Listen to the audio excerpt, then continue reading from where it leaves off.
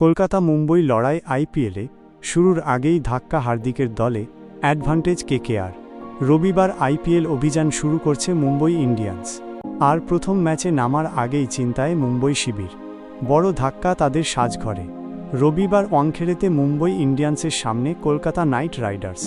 দুই দলের কাছেই এই ম্যাচ বেশ গুরুত্বপূর্ণ। টুর্নামেন্টের প্রথম ম্যাচ সবসময়ই কঠিন। তার উপরে কেকেআর এবার সব অর্থেই নতুন একটা দল। অজিঙ্ক রাহানের সামনে পরীক্ষাও। আর ওয়াংখেড়েত মুম্বই ইন্ডিয়ান্স সবসময়ই কঠিন প্রতিপক্ষ। এই ম্যাচে নামার আগে যশপ্রীত বুমরাহ, মিচেল স্যান্টনার ও উইল জ্যাক্স নেই দলের ট্রেনিং সেশনে। বুমরাহ এখন রয়েছেন সেন্টার অফ এক্সেলেন্সে। মিচেল স্যান্টনারের নেতৃত্বে নিউজিল্যান্ড টি-20 বিশ্বকাপের ফাইনালে পৌঁছেছিল, কিন্তু ফাইনালে ভারতের কাছে হার মানতে হয় কিউইদের। দক্ষিণ আফ্রিকার বিরুদ্ধে প্রথম 3টি টি-20 ম্যাচে দলকে নেতৃত্ব দেওয়ার পরে পরবর্তী 2টি ম্যাচে তিনি বিশ্রাম নেন। ভারতের কাছে সেমি যুদ্ধে হার মানা ইংল্যান্ড স্কোয়াডে ছিলেন উইল জ্যাক্স।